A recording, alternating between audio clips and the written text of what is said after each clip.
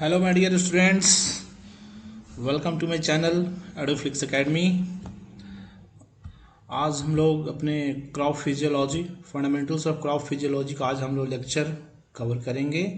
Last class में my dear students हमने diffusion के बारे में पढ़ा था। आप आई होप कि आप टॉपिक्स को पढ़े होंगे। डिफ्यूज़न टॉपिक्स पढ़े थे आप लोग, आई होप।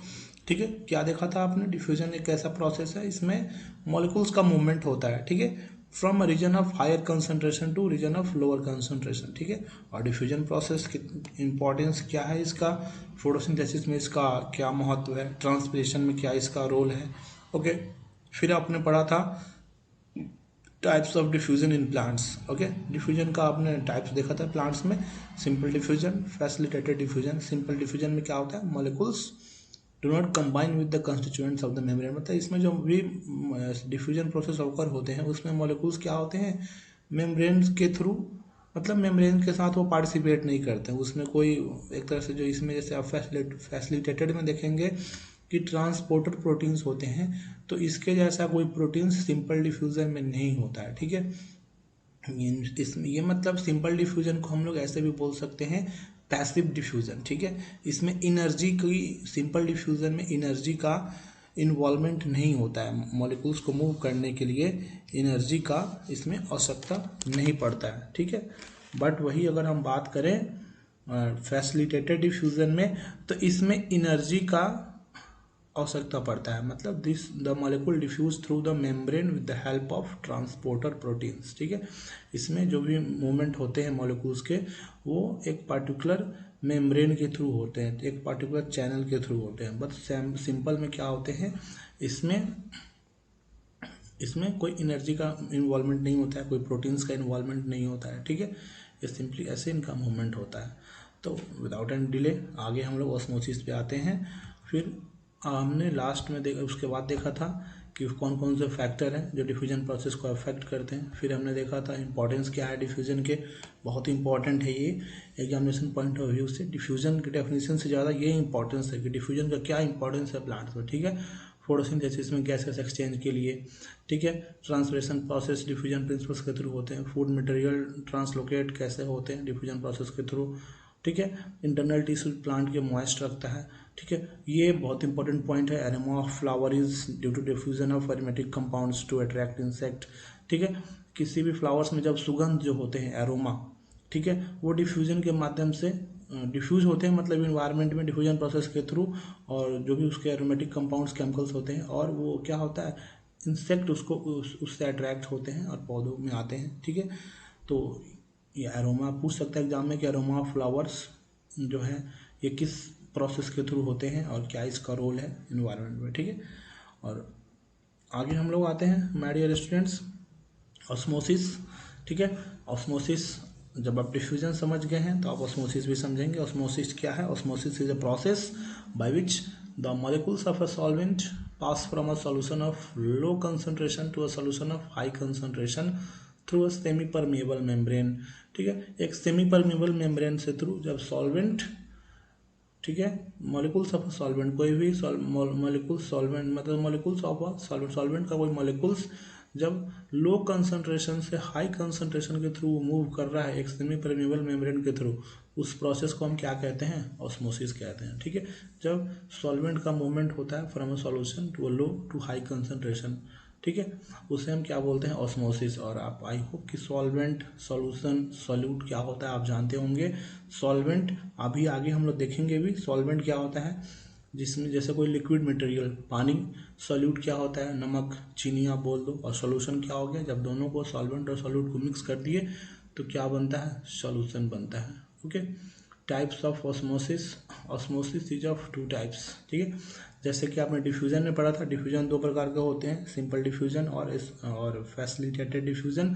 तो उसी के जैसा ऑस्मोसिस भी दो प्रकार के होते हैं, endosmosis, exosmosis. When a substance is placed in a hypotonic solution, the solvent molecules move inside the cell, okay, and the cell becomes turgid or undergoes deplasmolysis. This is known as endoosmosis.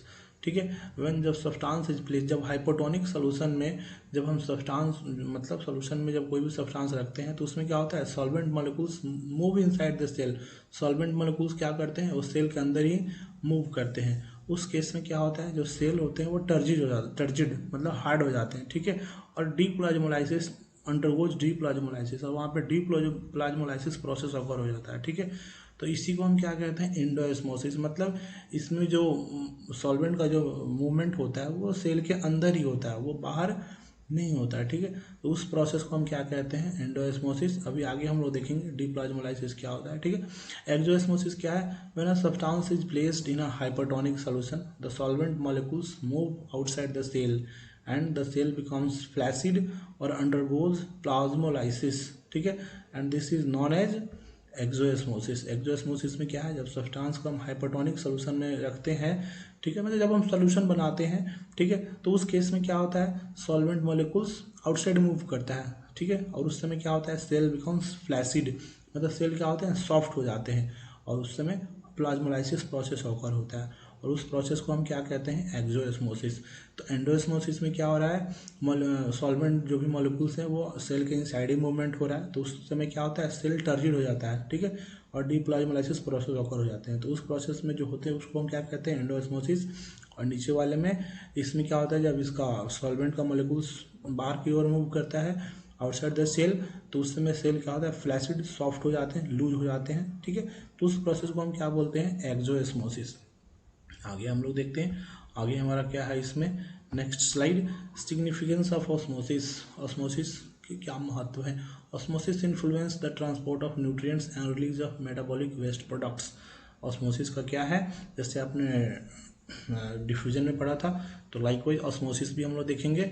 Osmosis influence करते हैं किसको, nutrients के transport को, और release of metabolic waste products. कोई भी waste product जब release होते हैं तो उसमें कौन इन्फ्लुएंस करता है, ऑस्मोसिस प्रोसेस इन्फ्लुएंस करता है, ठीक है। तो आप इस पॉइंट्स को याद रखेंगे, बहुत इंपॉर्टेंट है। It is responsible for the absorption of water from the soil and conducting it to the upper parts of the plant through the xylem. ये एब्जॉर्प्शन ऑफ वाटर, जो मिट्टी से प्लांट का जो पूरे पार्ट्स तक जो वाटर मूव करता है जाइलम प्रोसेस, जाइलम के थ्रू, वो किस प्रोसेस, वो किस कौन रिस्पॉन्सिबल होता है उसके लिए, ऑस्मोसिस प्रोसेस रेस्पॉन्सिबल होता है। मतलब आप यहाँ से एग्जाम्पल समझ सकते हैं जी, जो भी हम पानी देते हैं फील्ड मिट्टी में, तो वो पानी मिट्टी से होके प्लांट के पार्ट्स में कैसे जाता है, वो प्रोसेस कौन इन्फ्लुएंस करता है उसके लिए, कौन रिस्पॉन्सिबल होता है, ऑस्मोसिस प्रोसेस रेस्पॉन्सिबल होता है, ठीक है, उसके लिए जिम्मेवार होते हैं। It stabilises the internal environment of a living organism by maintaining the balance between water and intercellular fluid levels, ठीक है। ये क्या है, ये इन्वायरमेंट में, मतलब प्लांट और इन्वायरमेंट में, दोनों प्लांट और, ठीक है, और एक तरह से हम सॉइल में बोल सकते, दोनों में एक मेंटेन करते हैं, एक स्टेबिलिटी मेंटेन करते हैं, ठीक है। लिविंग एनवायरनमेंट में स्टेबिलिटी को मेंटेन करते हैं। अगर पानी की कमी होती है तो प्लांट्स हमारा क्या एब्जॉर्प्शन करता है, वहाँ पे ऑस्मोसिस प्रोसेस ऑकर होता है, और पूरे प्लांट पार्ट्स में वाटर का ट्रांसपोर्टेशन हो जाता है, न्यूट्रिएंट्स का ट्रांसपोर्टेशन हो जाता है, ठीक है।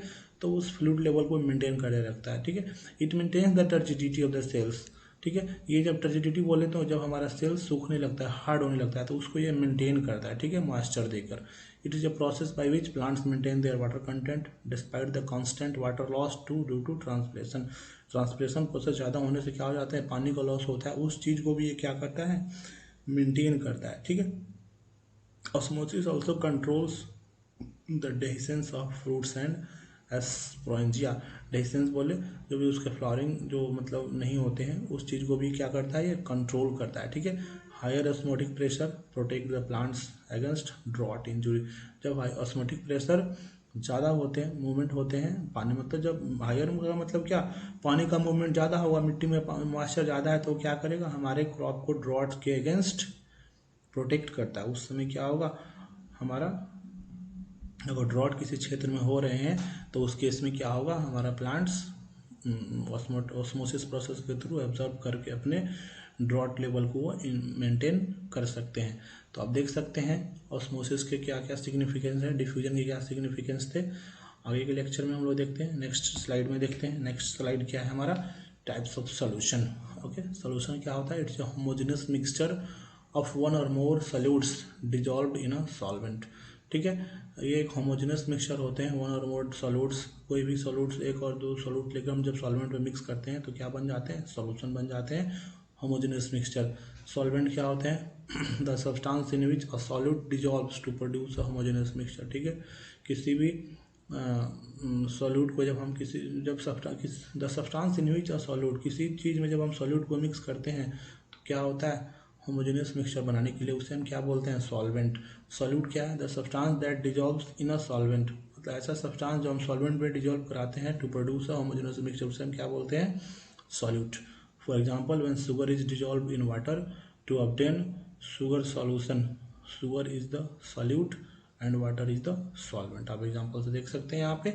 ठीक है, सॉल्वेंट क्या है, वाटर है, सॉल्यूट क्या है, शुगर है, और सॉल्यूट जो बन जा रहा है वो क्या हो रहा है, शुगर सॉल्यूशन बन रहा है। ठीक है, तो और जैसे यहाँ डायग्राम में देख भी सकते हैं, सॉल्वेंट ये लिक्विड हो गया, सॉल्यूट ये जो भी नमक हो, चीनी हो, और जब बन जा रहे हैं होमोजेनियस मिक्सचर वो क्या है, सॉल्यूशन है। और ये सॉल्यूशन कितने प्रकार के होते हैं, तो आप सॉल्यूशन समझिए, solution is homogeneous mixture of when one or more solutes dissolve in solvent. Solution कितने प्रकार के होते हैं, isotonic solution, hypertonic solution, hypotonic solution. ये हाइपरटोनिक बार बार वहाँ पे डिस्कस हो रहा था, तो इससे हम लोग देखते हैं क्या है ये।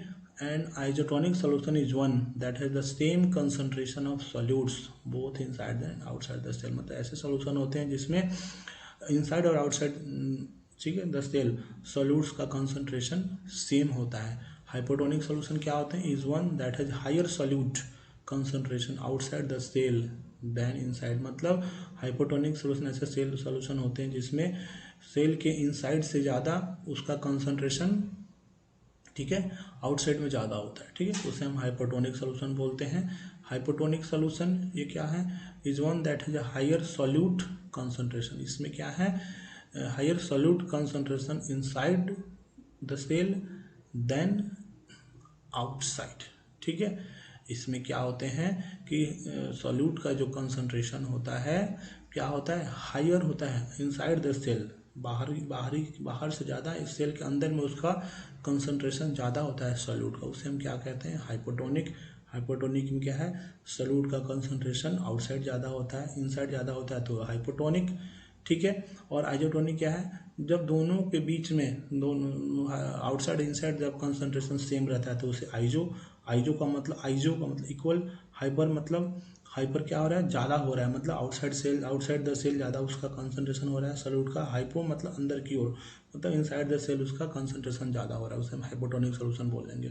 Plasmolysis it refers to the shrinking and separation of the cell membrane. मतलब क्या होता है प्लाज्मोलाइसिस, इसमें क्या होता है, आपका अंदर की ओर क्या होता है, मूवमेंट होता है, जैसे इंडोस्मोसिस आपने पढ़ा था, अंदर की ओर उसका मूवमेंट होता है सॉल्यूशन का, मॉलिक्यूल्स का, तो उस समय क्या होता है, सेल हमारा श्रिंक हो जाता है, सेपरेट हो जाता है, उसी प्रोसेस को हम क्या बोलते हैं, और ये आपका एक्सोस्मोसिस में प्रोसेस होकर हुआ था।